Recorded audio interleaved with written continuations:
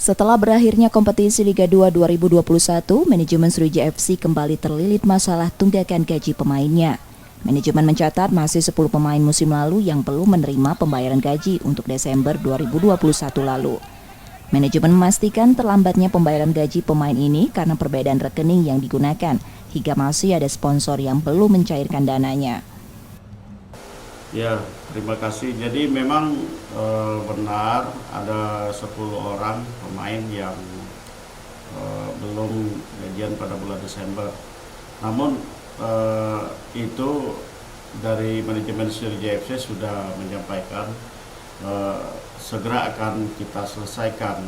Jadi saya kira ke 10 pemain tersebut tidak usah khawatir gitu.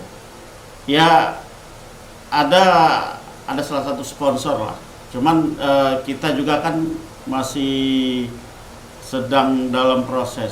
Saya kira mohon kesabarannya aja gitu. Sebelumnya salah satu mantan pemain Sriwijaya FC, Bobby Satria, mengeluhkan gajinya 1 bulan belum dibayar. Selain Bobby, ada Engelbert, Gulam, Rahmat Juliandri, dan Abdel Hoir yang juga mengeluhkan hal sama. Nur Muhammad, Kompas TV, Palembang, Sumatera Selatan.